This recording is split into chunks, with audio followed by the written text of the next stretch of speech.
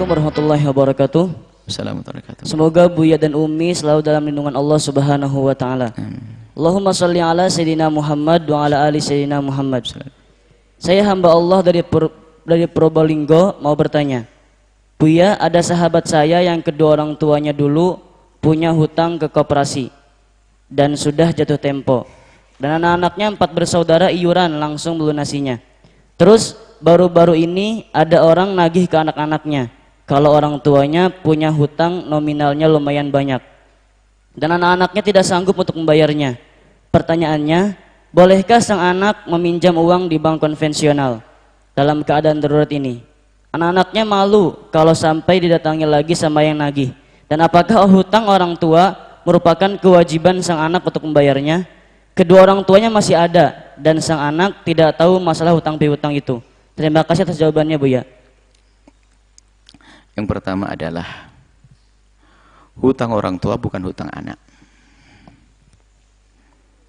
Akan tapi seorang anak yang bisa membantu orang tuanya adalah ini bentuk bakti yang luar biasa. Hutang orang tua bukan hutang anak. Hutang anak yang sudah dewasa bukan hutang orang tua. Masing-masing. Jadi kalau ada orang tua punya hutang, tidak harus anaknya mewajib membayarinya.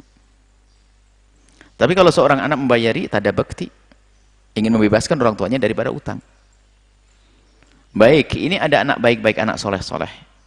Orang tuanya punya utang di tempat yang tidak baik, yang ada bunganya dan sebagainya. Ingin membebaskan orang tuanya dari neraka. Sehingga orang tuanya diminta untuk berhenti, kemudian dibayari utangnya. Selesai tuntas. Anak soleh.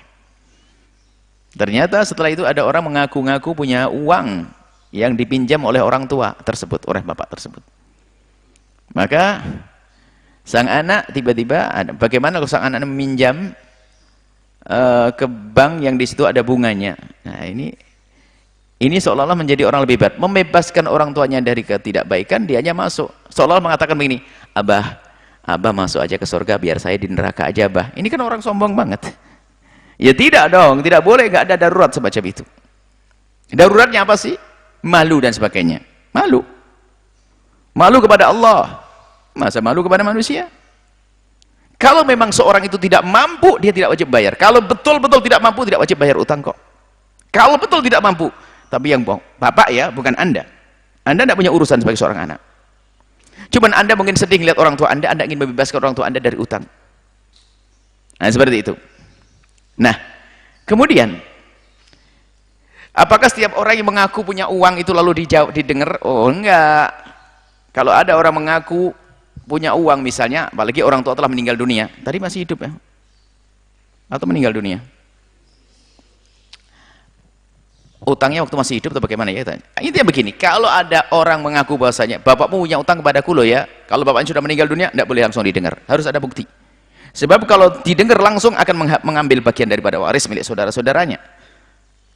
Dan kalau orang tua meninggal dunia, maka yang membayar utang adalah orang tua itu sendiri. Dengan apa? Dengan harta. Jangan diwaris dulu kecuali bayar utangnya. Ini yang meninggal. Yang masih hidup, ya orang tua. Adapun anak ingin membantu, tapi bukan dengan cara yang haram.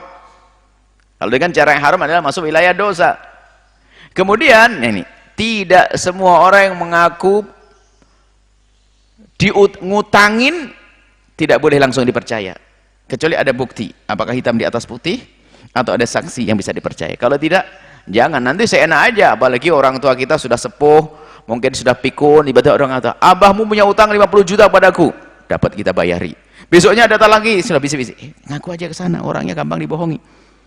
Nggak bisa. Islam menjaga hak. Jika ada orang mengaku punya utang kepada siapapun, dia tidak bisa kecuali ada bukti hitam di atas putih. Kenapa? Apalagi orang telah meninggal dunia. Ngaku punya utang, bapakmu telah meninggal dunia, ninggalin utang kepada saya. Utangnya banyak kepada saya, 100 juta harus kau bayar. Oh nggak bisa dipercaya dong. Harus ada bukti dong, hitam di atas putih. Kalau nggak bisa. Nanti menghabiskan waris. Semua orang akan datang, dia punya utang kepadaku, dia punya utang kepadaku. Ini masalah utang piutang. Jadi indah dalam Islam utang-utang. Pertama apa? Jika orang mengutangi tidak boleh pakai riba. Kenapa? Itu mencekik. Nggak boleh. Kalau ingin memberikan pertolongan, berikan pertolongan. Kemudian setelah itu kalau dia tidak bisa membayar, tempo, kasih tempo. Nggak boleh kita memaksa. Kalau maksa nyuruh orang mencuri. Fanadhiratun ila maisarah. Wajib kita memberikan tempo, nggak boleh kita maksa. Ini dari pihak yang minjamkan. Bagi pihak yang pinjam uang, ketahuilah, jika sudah jatuh tempo dan punya uang, segera bayar. Kalau tidak, nasib bakal melarat dia, karena dijanjikan oleh Allah gak akan ditolong. Lihat, orang yang suka menunda-nunda bayar utang, ujungnya pasti fakir.